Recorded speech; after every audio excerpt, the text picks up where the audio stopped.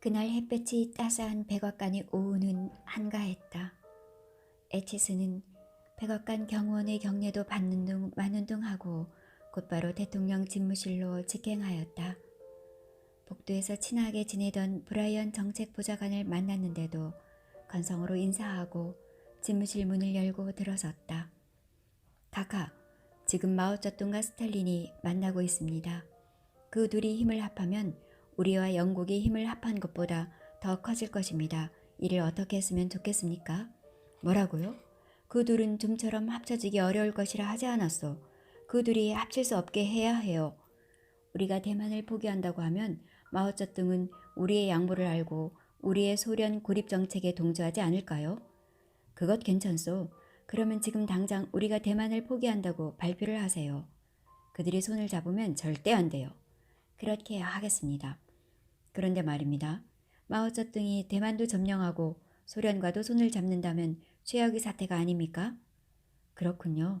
더 최악의 경우는 마오쩌둥이 대만을 점령하고 소련이 중국의 협력하에 대만을 이용할 수 있다면 더 위험한 상태가 됩니다. 소련이 원자폭탄을 보유한 지도 벌써 1년 가까이 되고 있지 않습니까? 어느 경우도 우리한테 이익은 없습니다. 우리는 서둘러 수소폭탄을 만들어서 소련의 우위에 서야 합니다. 그런데 말입니다.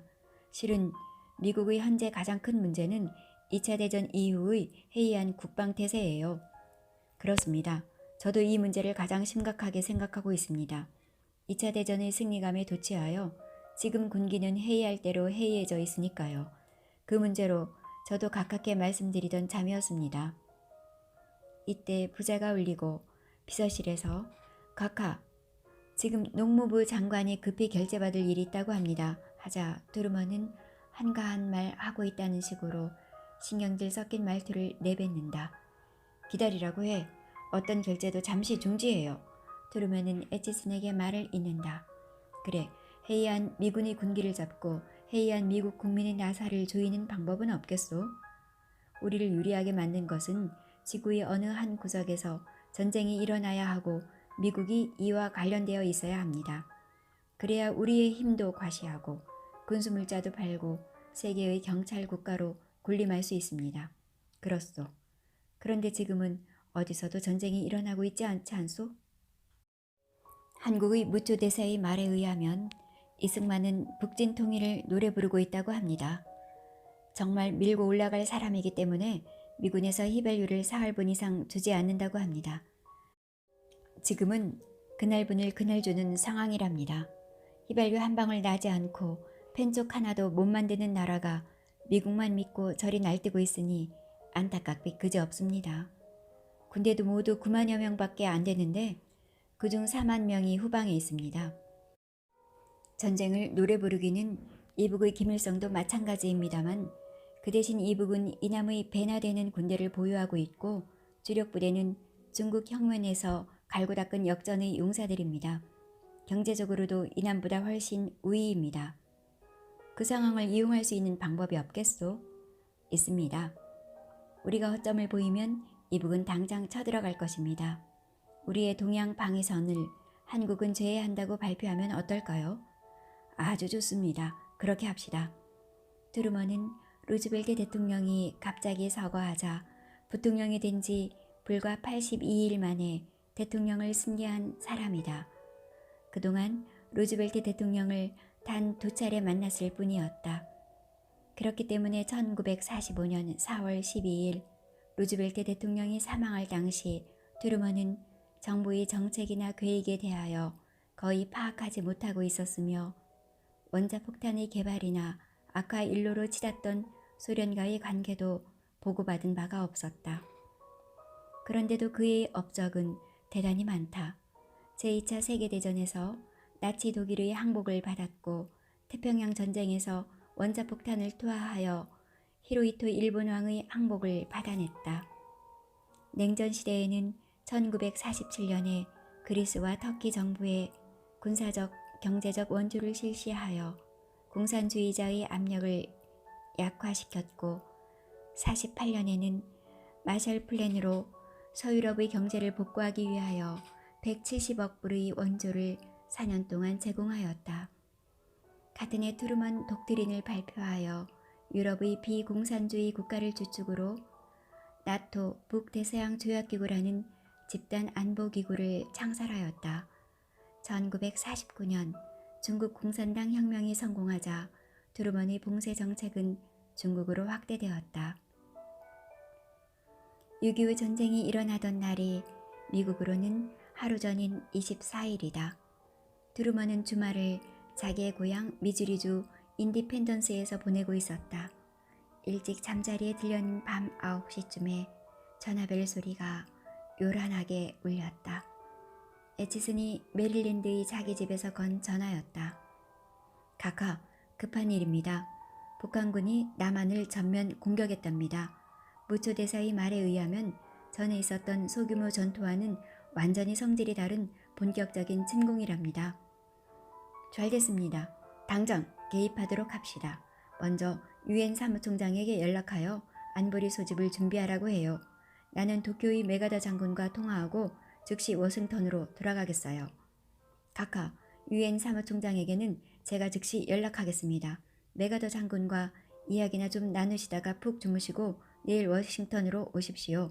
야간 비행이 위험합니다. 기타 조치는 제가 다 취하겠습니다.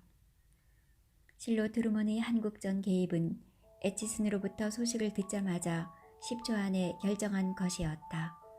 한 나라가 전쟁을 한다는 것 이상 큰 문제가 없는 것인데 10초 안에 참전을 결정했다는 것은 그 안에 모든 것이 결정나 있었다는 것을 의미한다. 트루먼으로부터 전화를 받은 메가더는 가장 먼저 떠오른 것이 대만이었다. 대만이 만약 공산당의 수중에 들어가면 미국의 맞수인 소련이 이를 이용할 가능성이 많다. 그렇게 되면 소련에게 항공모함 수십 척으로 조직된 함대를 내어주는 셈이며 오키나와와 필리핀의 미국 기지를 궁지에 몰아넣게 될 수도 있다고 생각했다. 그래서 대만을 모택동이 차지하지 못하게 하는 것이 급선무였다.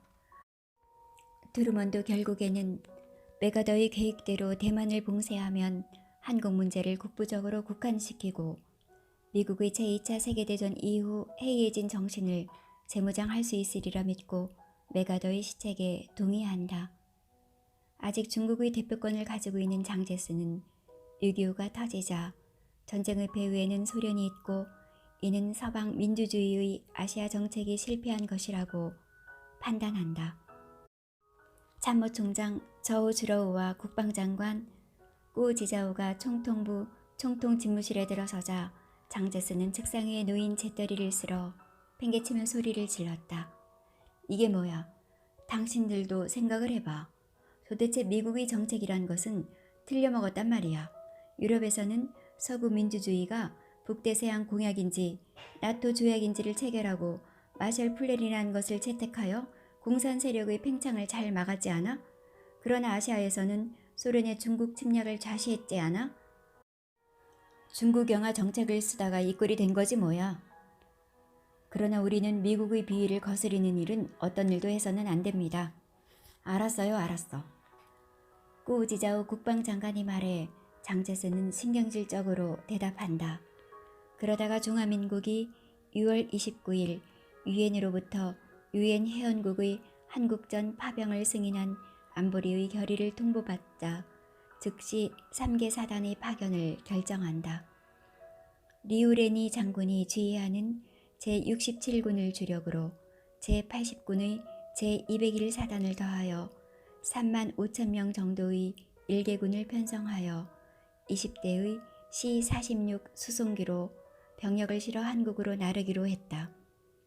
이들 제67군은 1949년 10월 저우산군도 덩부도 전투의 주력 부대였고 제201사단은 동월 진먼의 구닝터우 전투의 주력 부대였다. 이 두 부대는 모두 공산군과의 전투에서 충분한 경험과 승리의 경험이 있는 부대였다. 파병 준비는 마쳤으나 이들이 유엔군의 일원으로 참전할 수 있을지는 전적으로 미국의 손에 달려 있었다. 중화민국 주일대표단장 허스리가 일본 황궁의 도랑가 다이이치 빌딩의 6층 메가더 집무실을 찾아가 중화민국의 한국전 참전을 타진하였으나 그는 부정적인 태도를 보였다. 허슬이는 반문하였다. 어찌 안 된다는 것입니까? 장군, 속 시원히 말이나 좀 해주세요. 중화민국이 한국전에 참가하면 여러 가지 문제가 발생할 가능성이 있어요. 대만이 경거망동하면 자칫 대만 자체를 잃을 수도 있어요. 나는 대만만은 절대 잃게 할 수가 없어요. 대만 군대가 북쪽으로 이동하여 한국전에 참여한다면 미군이 그 빈자리를 메꾸어야 하는데 그러느니 차라리 미군이 직접 참전하느니만 못해요.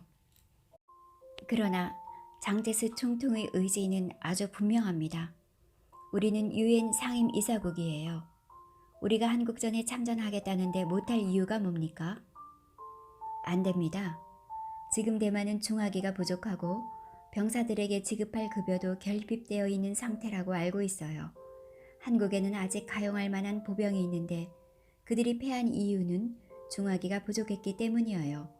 만약 당신네가 참전한다면 미국이 현재 지고 있는 부담을 가중시키는 것뿐이에요.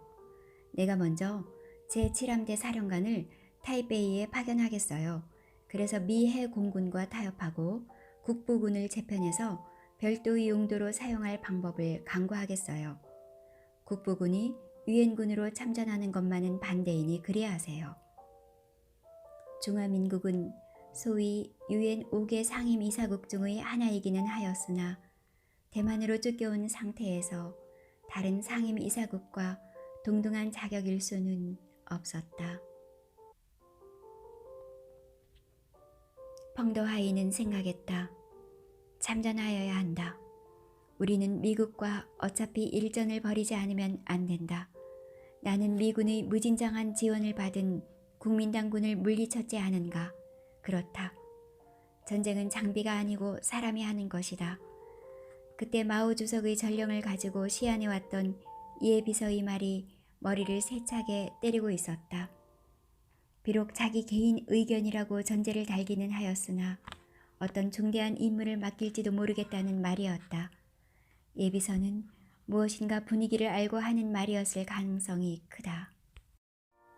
펑더화이는 예비서의 중대한 임무라는 지점에 생각이 멈추자 아 하고 혼자 탄성을 발하였다. 혹시 자기에게 조선 파병의 임무를 맡기려는 것이 아닐까. 펑더화이는 갑자기 가슴이 뛰었다. 침대에 올라가 잠을 청할 수가 없어서 바닥에 침구를 옮기고 앉아서 출병권에 몰두하였다. 10월 5일 다음날 아침 일찍 덩샤오핑이 북경 반점으로 펑더화이를 찾아왔다. 마오쩌둥이 중난하이에 와서 아침 식사를 같이 하자는 전갈이었다. 국형 서옥에 도착하자 미리 마오쩌둥과 저원라이가 기다리고 있었고 식사는 마오쩌둥과 저원라이, 덩샤오핑과 펑더화이까지 4사람만 하였다. 펑총, 어제는 아무런 발언도 안 했는데 좀 서운했어요. 생각 좀 해보셨어요? 네, 주석. 실은 저는 어제 회의가 출병 원조건인지도 모르고 있었습니다. 제 머릿속에는 오직 서북건설만 맴돌고 있었으니까요. 그래, 출병 원조건은 어떻게 생각하세요? 많은 생각을 해보았습니다. 아무래도 참전은 해야 할 것 같습니다. 이번에는 저원라이가 말을 거둔다. 주석과 저도 참전을 해야 한다는 쪽입니다. 마오가 말한다. 라오펑의 의견을 들으니 마음이 놓이네요. 어제 저녁에 린바오, 가오강 두 동지가 여길 찾아와서 많은 얘기를 나눴어요. 두 동지는 지금도 참전을 반대하는 입장인데 가장 큰 이유는 세계 제3차 대전이 일어날까봐 걱정을 하고 있었어요. 그러나 그것은 지나친 기우예요. 오늘 습계되는 회의에서는 펑노총의 의견을 허심탄회하게 발표해 주세요. 단 참전을 반대하는 사람들도 모두 일리가 있어요. 알겠습니다. 제 의견을 발표하겠습니다.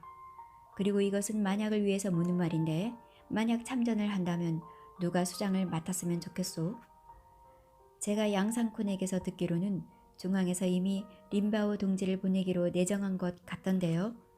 마오쩌둥은 이 말을 듣더니 당장 눈썹을 찌푸리고 두 눈마저 질끈 감아버린다.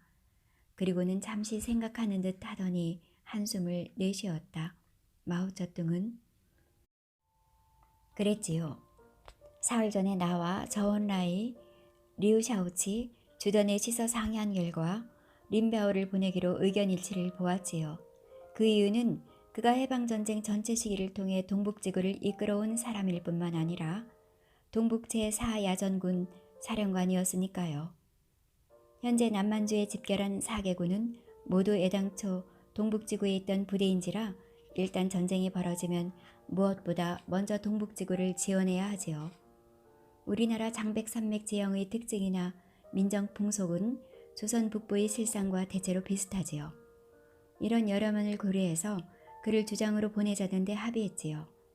그런데 며칠 전 내가 그의 의견을 타진하러 갔더니 좀 긴장된 기색을 보이면서 건강이 안 좋다는 점만 강조해요. 날마다 불면증에 시달려서 햇볕도 무섭고 바람도 무섭고 사람의 목소리도 무섭다는 거예요. 그러면서 임무를 맡지 않았으면 하는 기색이 역력하더라니까요. 펑총, 린바오가 안 맞는다면 당신 생각에는 누가 가장 적임자일 것 같소? 그것은 가장 중요한 것이 주석의 의중입니다. 주석께서 마음에 두고 있는 사람을 정해야 뒤탈이 없을 것입니다.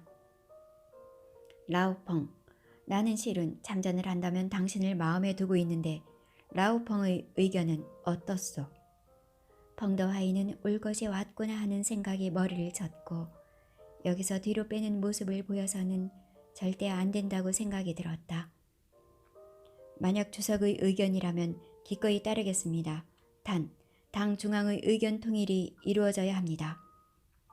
이제야 마음이 놓이네요. 물론이지요. 됐어요, 됐어. 오후에 회의는 속개되었다. 국가 부주석이며 동북 인민정부 주석인 가오강이 발언을 하였다. 동북은 조선과 국경을 직접 접하고 있기 때문에 가오강의 위치는 아주 중요했다.